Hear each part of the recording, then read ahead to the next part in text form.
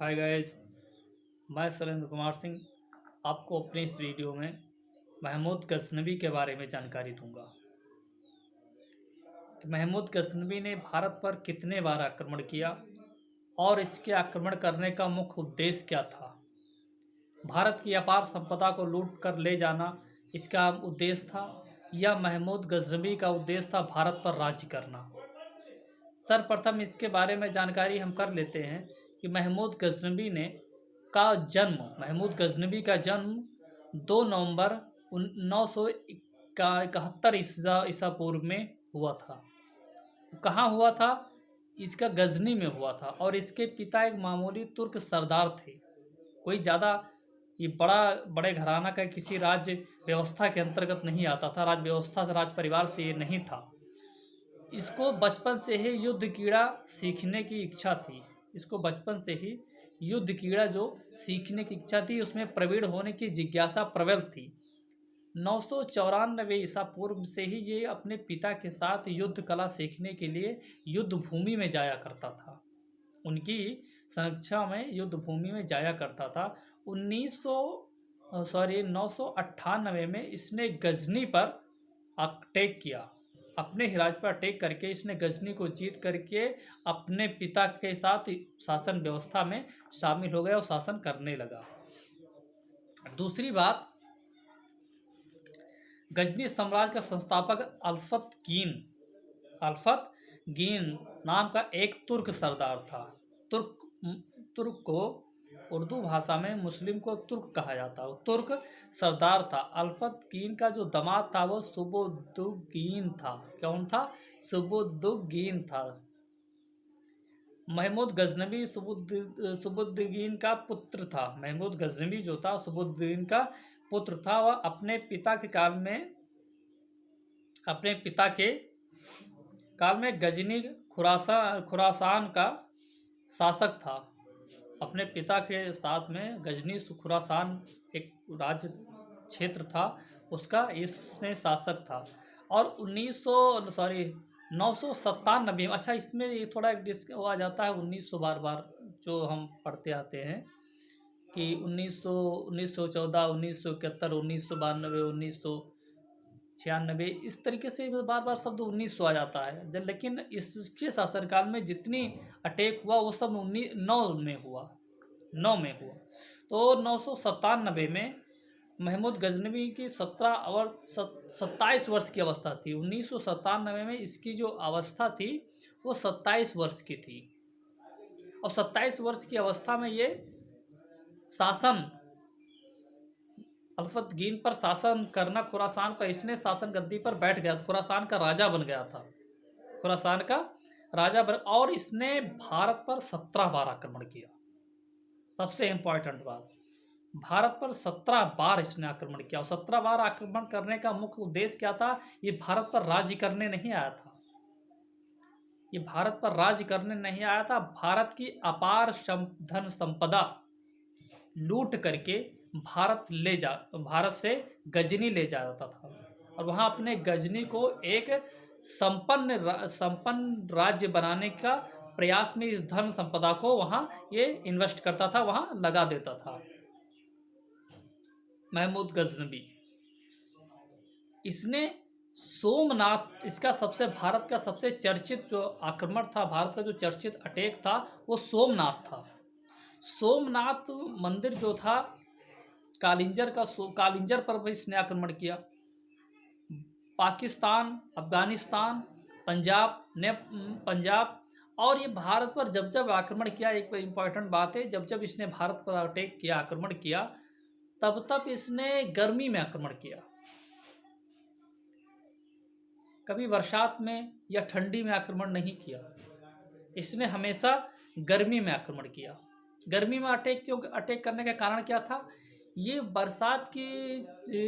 बरसात के समय इसलिए आक्रमण नहीं करता था भारत पर कि इसे नेपाल की और जो उसकी नेपाल की जो सहायक नदियाँ थी, ये उससे काफ़ी ज़्यादा डरता था कि हमें अटैक करने के बाद यदि कोई प्रभावशाली राजा हमसे युद्ध करने लगा और हमारी सेना उस युद्ध को झेलने में असक्षम हुई तो हमारी सेना भागेगी कि कैसे। हम वहाँ से अपने प्राणों की रक्षा करके कैसे निकल पाएंगे, कैसे बच पाएंगे, कैसे भाग पाएंगे। इसलिए ये हमेशा गर्मी के सीजन पर ये अटैक भारत पर करता था। इसने जितने भी युद्ध किए, जितने भी अटैक किए, 17 बार आक्रमण किया। 17 बार आक्रमण करने पर इसने जब सोमनाथ पर आक्रमण किया तो सोमनाथ की महिमा और गरिमा को ध्यान में रखते हुए कई हिंदू राजाओं ने इसकी सुरक्षा करने के लिए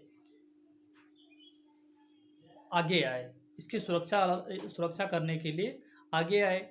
और इसकी सुरक्षा व्यवस्था को जब इसने अटैक किया तो इसके पास इतनी अपार सेना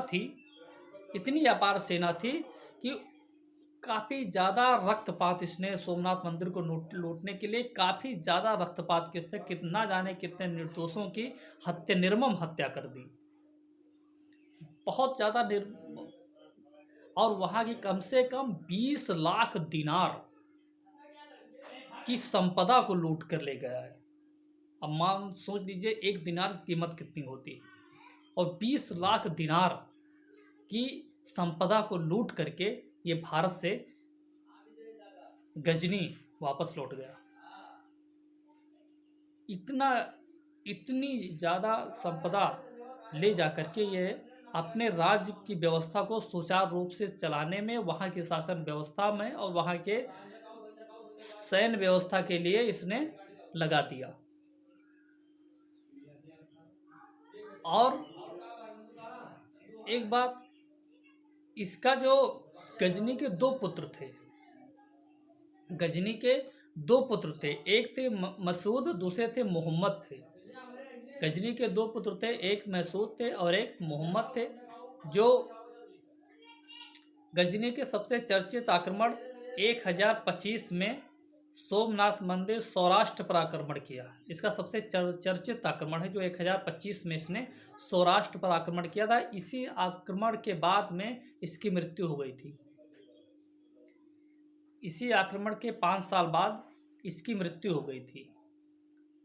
इस मंदिर से लूटे उसने कम से कम 20 लाख दिनार की संपत्ति लूट करके ये लौट गया। और इसकी मृत्यु 1030 में अपने अंतिम आक्रमण के समय इसको मलेरिया हो गया था।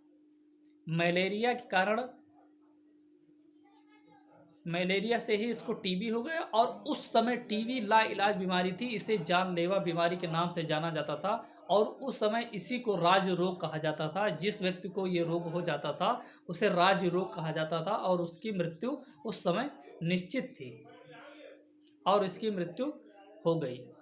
उसके बाद में 157 साल तक महमूद गजनबी ने भारत के उत्तरी भाग में राज्य किया। 157 साल के बाद जब गजनी का राज्य का पतन हुआ तो उसके बाद में इस मोहम्मद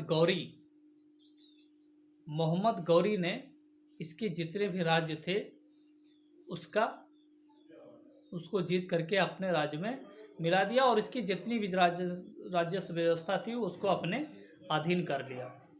दूसरी बात, ये भारतीय मंदिर की जो सौंदर्यता थी और उसकी व्यवस्था थी, ये महमूद गजनबी इससे काफ़ी ज़्यादा प्रभावित था। जब इसने कालिंजर मठ पर आक्रमण किया तो वहाँ की सुंदरता को देखकर ही ये प्रसन्न हो गया था, मोहित हो गया था। लेकिन इसका उद्देश्य जो था, भारत से अपार धन संपदा लूट करके अपने प्रदेश अपने राज्य को गजनी को जाना था। इसलिए ये हमेशा गर्मियों में आक्रमण करता था। कभी इसने ठंडी में, या कभी इसने बरसात में या शरद ऋतु में इसने कभी आक्रमण नहीं किया। और इसके पास बहुत कुशल सैनिक थे। और भारत की जहाँ तक की व्यवस्था थी, भारत में सैनिक कुशल थे, सब कुछ था, लेकिन भारत में एकता नहीं थी। और एकता ना होने के कारण एक राजा पर जब दूसरे राजा ने अटैक किया, तब एक राजा ने कहा क्या भला पड़ता हो, तो दूसरे राजा पर अटैक किया है। तो एक राजा ने तीसरे राजा पर अटैक किया किसी बाहरी आपदा में, आकर के अटैक किया। मैंने आपको मोहम्मद गौरी के और पृथ्वीराज चौहान के युद्ध के बारे में बताऊंगा, जिस प्रकार जयचंद ने गद्दारी करके और मोहम्मद गौरी से मिल गया। उसके बाद में तराइन के जो दूसरा युद्ध हुआ उसमें पृथ्वीराज चौहान की पराजय हुई और बाद में तराइन के तीसरे युद्ध में जयचंद का भी पराजय हुआ। तो इस व्यवस्था से क्या नाम है, गद्दार जो भारत में थे, इसी के व्यवस्था से भारत हमारा कई बार ऐसे बाहरी आक्रांताओं से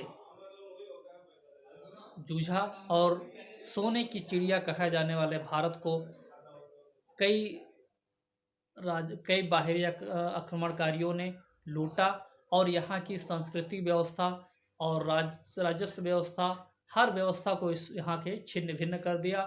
और इसके बाद में मैं आपको अपने अगले वीडियो में मोहम्मद गौरी के बारे में जानकारी दूंगा, जो ये इसके अगले वीडियो में बुधवार को अगली वीडियो हमारी फिर आ रही है। तब तक के लिए नमस्कार, धन्यवाद। आप हमको इंस्टाग्राम पर भी फॉलो कर सकते हैं। और इसी तरीक़े से रोचक मैंने अपनी इस वीडियो में मोहम्मद गज़नवी के बारे में जितनी जानकारियाँ थी उतनी जानकारियाँ मैंने बहुत कम शब्दों में, बहुत छोटी सी वीडियो में आपको दे दिया हूँ। अगली वीडियो हम मोहम्मद गौरी के बारे में जानकारी देंगे। और तब तक के लिए नमस्कार। आप मुझे इंस्टाग्राम पर भी फॉलो कर सकते हैं, जिसका लिंक मैंने अपने डिस्क्रिप्शन बॉक्स में दे दिया है। हमारे वीडियो को लाइक कीजिए, शेयर कीजिए, चैनल को सब्सक्राइब कीजिए। नमस्कार। और एक बात आवश्यक सोचना कि इस समय कोरोना काल चल रहा है, आप लोग 2 गज की दूरी और मास्क बहुत ज़रूरी। नियमित रूप से अपने हाथ धोते रहें। बाहर कहीं जाए तो हाथ मिलाने से अच्छा है दूर से ही नमस्कार कर लें। इस बात को विशेष में, जब तक दवाई नहीं तब तक ढिलाई नहीं। नमस्कार।